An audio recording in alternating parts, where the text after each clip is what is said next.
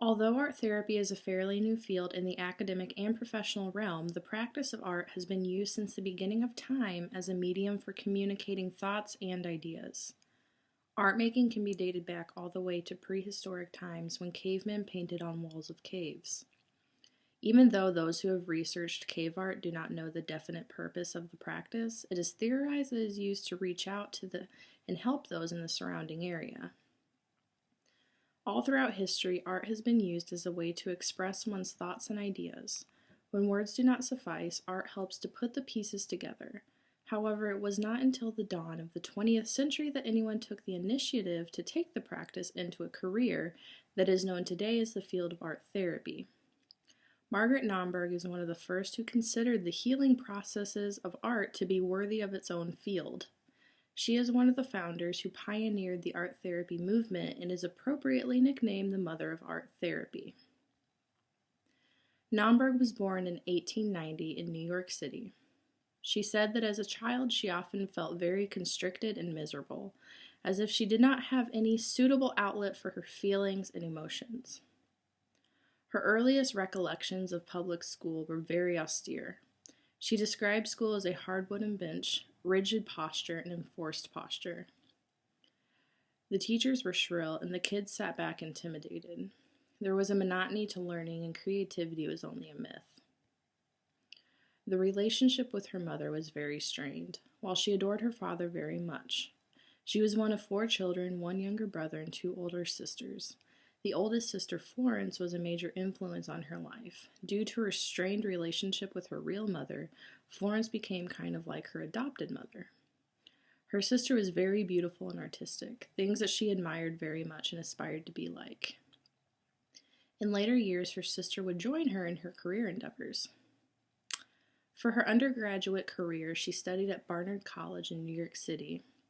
In 1911, she received her Bachelor of Arts degree.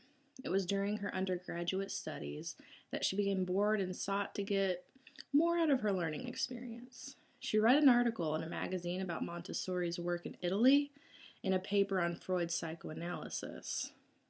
She became intrigued. She mentioned later, ironically, she did not realize how the psychoanalytical approach to the unconscious had won a response to her own unconscious. In the fall of the next year, Naumburg began her graduate studies at London School of Economics and continued her studies at Columbia University.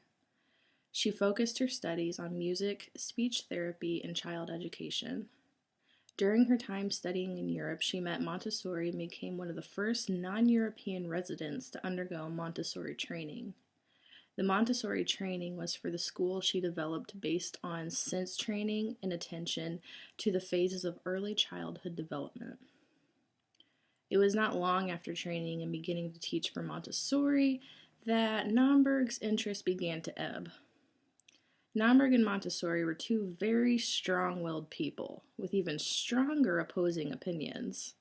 She believed Montessori to be too authoritarian in her viewpoints. Naumburg eventually left the Montessori school system to go back to New York, where she started her own school called the Children's School in 1914. After a few years of it being called the Children's School, the students expressed their dislike for being referred to as children. She changed the name to Walden School. Remembering her own experience as a child in the strict public school system, she is remembered for saying this: "Up to the present time, education has missed the real significance of the child's behavior by treating surface actions as isolated conditions. Having failed to recognize the true sources of behavior, it has been unable effectively to correct and guide the impulses of human growth. The new advances in psychology, however, provide a key to the real understanding of what makes a child really tick."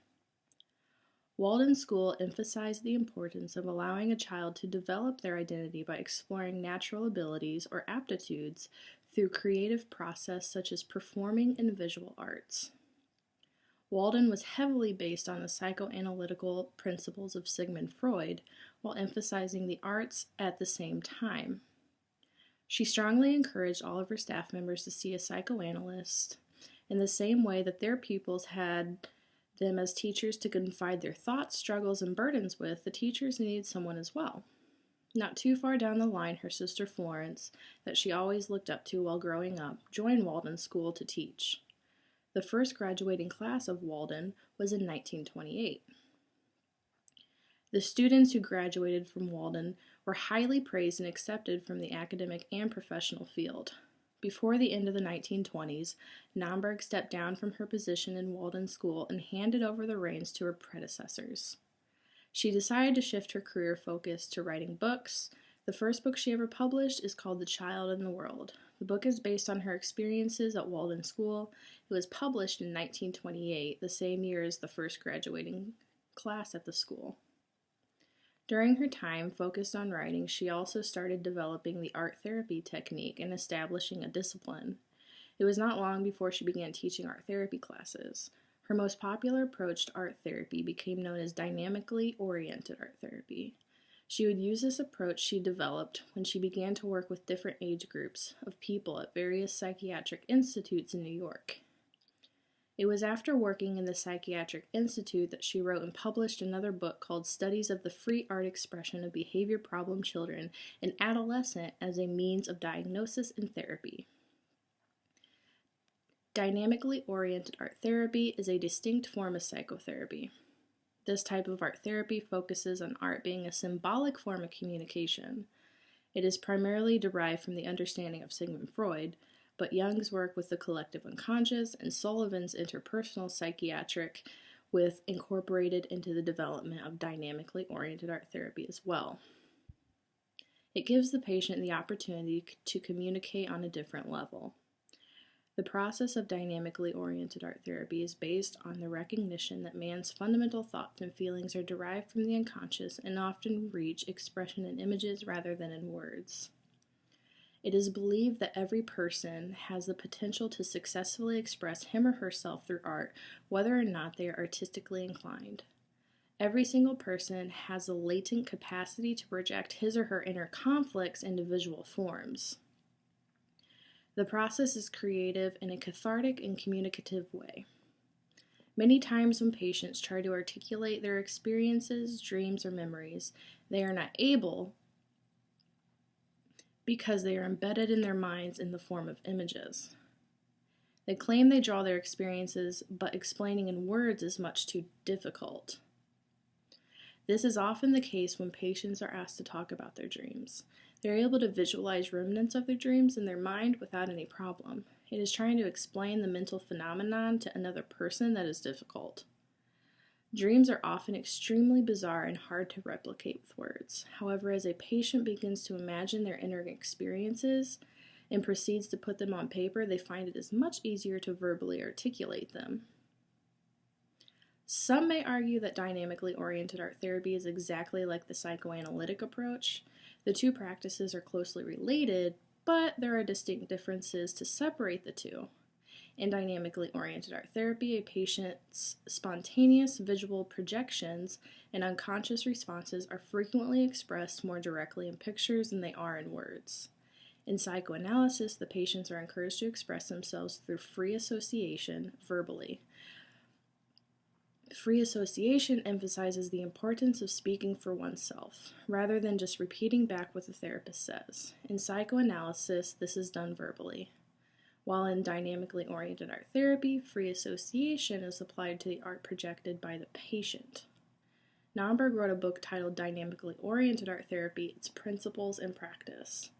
In her book, she begins by explaining how dynamically oriented art therapy works. A majority of the book covers 3 different cases that she used different forms of dynamically oriented art therapy while working with patients with an array of issues. The women that Naumburg writes about in her book are very emotionally disturbed women suffering from various types of conditions. Her book illustrates various ways the process of art therapy can function in the treatment of conditions like deep depression, an ulcer, and alcoholism. The 3 case studies give recognition that every individual has a latent capacity to project inner conflicts into forms of art. 2 of the 3 patients represented for each case study did not have any prior experience with drawing or painting or any kind of art when they entered their art therapy sessions. She continued to teach her art therapy classes until her retirement in 1969 when she was nearly 80 years old. A few years after her retirement, she was awarded the Ernest Christ Prize, a prestigious award from the field of psychology, focusing on psychoanalysis. In her lifetime, she was made a member of the American Orthopsychiatric Association and the American Psychological Association. Naumburg passed away at the old age of 92, but not before leaving behind a lasting legacy. She changed the face of art therapy and developed something out of it that is healing and restorative.